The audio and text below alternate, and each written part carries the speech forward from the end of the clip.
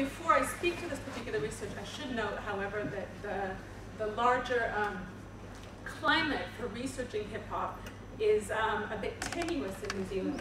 As some of you may recall, in 2003, the name of hip-hop got invoked in a quite sustained and high-profile national scandal. And the scandal really wasn't about hip-hop at all. It was hip-hop's name being invoked as part of a much broader political project by which at the time, Don Brash-led National Party was attempting to make all the gains it could vis-a-vis the Labour government by pointing out all this sort of Labour politically correct slush funds, et cetera, et cetera.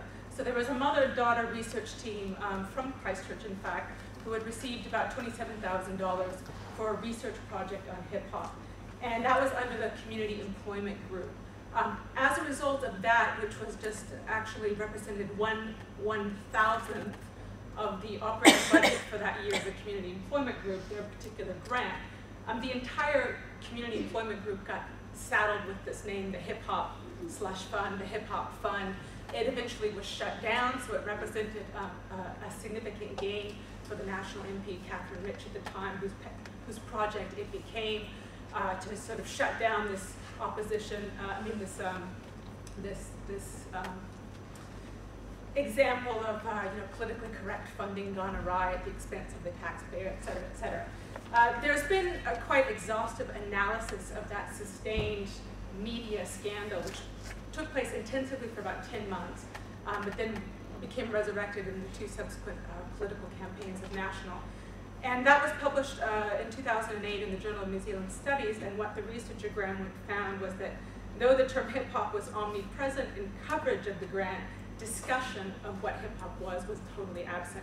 He also writes, there was a total exclusion of any representation of the form to which constant and empty reference was made.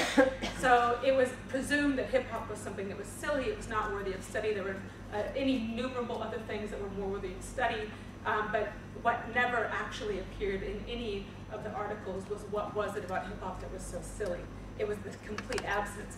And Graham Wemp, who's published this study of the media scandal, what he points out is that if any of the writers had actually done any work to see what it was about hip-hop in New Zealand, it actually would have undermined the scandal, because at the same time, the business pages, they're talking about MC Scribe and how many millions he's contributing to the New Zealand economy and entrepreneurs and so forth. So, but unfortunately, and National itself actually didn't have a problem, I don't think, with hip-hop, because when John Key was elected, he took hip-hop dance troupe Desire on his ministerial tour of the Pacific. So it was just really a very unfortunate, I think, collateral damage of oppositional politics at the time.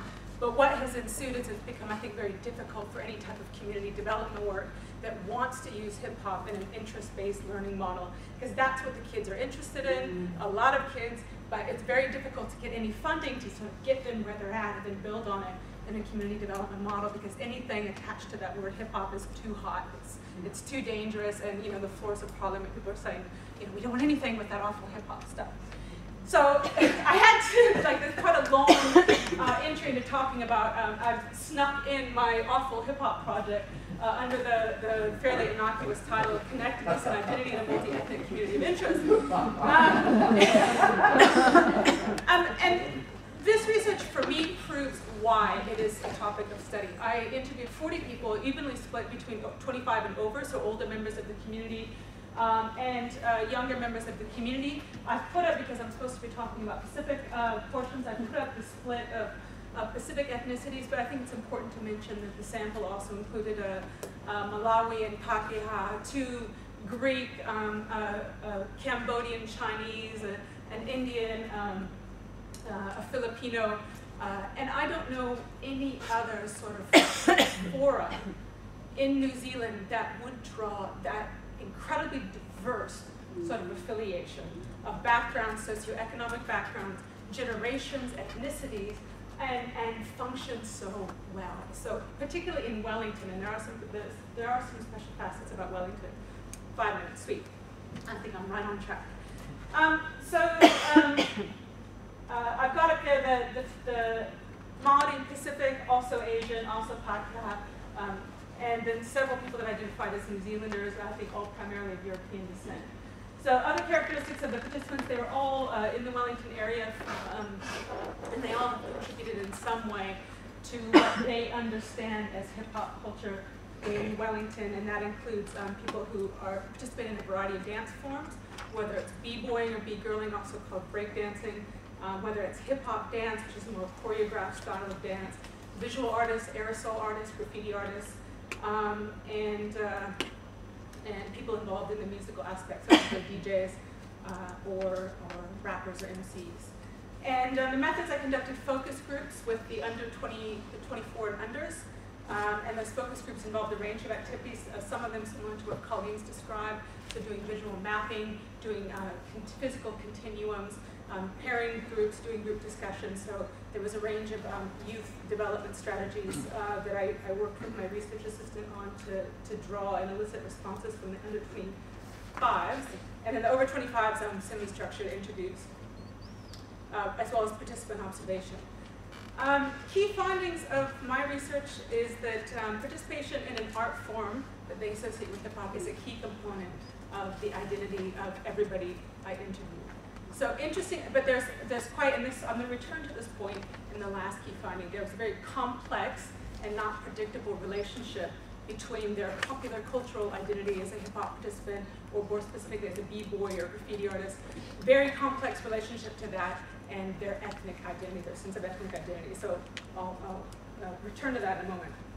According to participants, and this was almost, the amazing thing was that I talked to so many different people, and what came through was such consistent narrativization of their participation, such consistent stories about why they did what they did and what they got from it. So some of those very consistent responses were that hip-hop culture for everybody embraces diversity. So there was, out of 40 people, every single one of them says, it doesn't matter what ethnic group you are. It fosters senses of community. And in fact, I use that term community. People said, oh yeah, communities, but I usually say family. So people, I offered community, and they came back and said, oh yeah, that's fine. But we actually use the term family. So they jumped to actually an even much more affiliative, resonant metaphor of kinship for what they got and how they felt vis-a-vis the people that they were participating with. One of the things that was highlighted among participants was that they liked that it was participant-driven. So a number of focus group respondents, I would say, well, have you ever gotten that sort of feeling from something else that you've done? And it was really interesting. People say, oh yeah, I used to play soccer. I was really into soccer. I liked soccer. But ultimately, soccer is soccer, and there's always somebody else's rules that you have to follow. And you can't just change the rules, Whereas hip-hop, even if there was this recognition that there are particular traditions, there are particular sort of people that you look up to, there was much more of a sense that the youth are the people driving it. They can fill it up with their own material. It's not ultimately, FIFA's rules that are setting that up. And that came through with soccer, it came through with boxing. There was a lot of other things that people had been participants in, but it was always a little bit different for them, or a lot different for them when they talked about hip-hop. So it offered that greater sense of ownership and control. It positively impacted participants' lives. I got a really rich description of range of examples, everything from the job, somebody who's working in Ireland editing for Irish TV and got into editing through his involvement in hip-hop. So job opportunities, senses of the sense of kinship itself being quite important for people, getting to meet people that you admire, getting the respect of both peers and also just random passers-by. So somebody who's doing a legal wall, a big graffiti production, and getting random passers-by complimenting their work, as well as, of course, interest from members of the opposite sex or same sex? I don't know. So there was a very strong, across everybody I talked to, absolutely it was a positive thing for them. And on the inverse, I then asked, well, is there any negative problem? And everybody said, perhaps I could be leading a different sort of life, or perhaps I could have led a different sort of life, but I wouldn't change a thing. So really interesting that people actually didn't say that there was anything negative about it.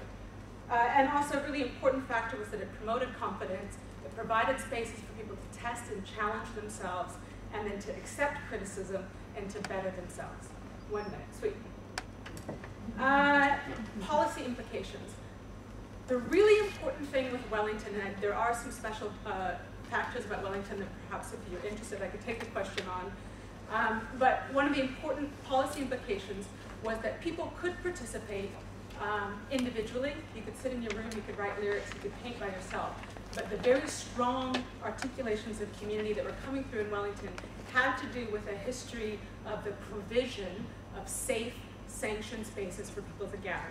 So you could do it as an individual, but where those bonds were forming was because people had opportunities to connect with others. And a lot of that has to do with the sympathetic, I think, position of the Wellington City Council in providing both de facto and then actually sanctioned legal graffiti walls. So people that could be out tagging end up actually at a large legal graffiti wall and end up devoting much more attention to doing sort of big productions and upping their skills rather than being out tagging. And a number of the people that were interviewed were actually very, very proactive when the old Schaefer's Park was redesigned into Whitehorn Park.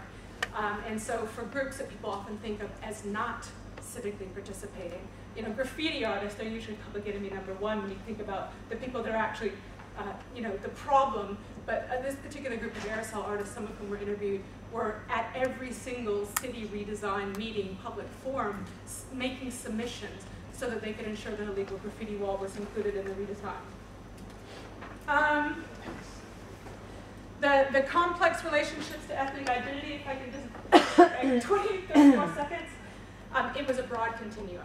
So I had everything from somebody who had an incredibly strong sense of their ethnic identity, born in Fiji, spoke fluent Fijian, regular participant in a Fijian language church, and also said he'd be a b-boy till he died. You know, so it was, they were not competing for him, and in fact he felt his church was very supportive of his dance because as he articulated, they could see that the discipline required for his dance kept him out of trouble. There were other people who then were far on the other side of the continuum who felt like hip-hop was an alternative home because they didn't really fit in with what they understood as mainstream, read Pākehā New Zealand society. They didn't really fit in with what their elders were articulating was Māori culture, or they were raised as a second or third generation urban Māori, had no connection to iwi, and hip-hop was an alternative home where they could fashion a sense of self and identity. And then we had a lot of people in between. And in fact, movement over the course of somebody's life.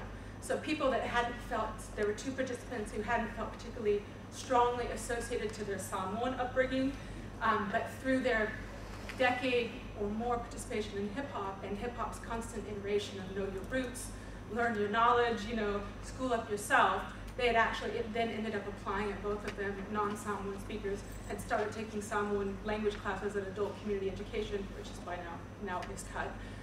Because they were like, okay, well, we're learning all this knowledge of hip-hop, let's learn about our Samoan bit too. So very, very complex relationships that you can't, I think, predict. Finally, end with a quote from one of those artists who actually went and took the Samoan languages classes. When he talks about sense of support from within the community, Wellington graffiti artist and MC Juice One, he talks about like-minded people. The support system that for him exists, which is just like-minded people feeding off each other. When he came into the community, he identifies it as a healthy community. Not healthy meaning really, really huge, but healthy in terms of spirit. Mentality, understanding, knowledge of the hip-hop, and I feel like I was brought into a healthy community. I get support from that earlier generation. Generational mentoring came through quite a lot as well, and other people in the community that he comes from. And this is interestingly contrasted with the sense of lack of support from outside the community. So a question was put to people about what sort of support, further support they needed. And this probably relates to the fallout from some of that media funding scandal, the sense that there's no understanding outside of what they do. And all the participation in, all the interviewees were incredibly grateful to be interviewed, for someone to take what they did seriously. And so you can actually see the illusion there at the end. Maybe it's a start here with this interview, trying to educate people about what it is that we do and why we do it.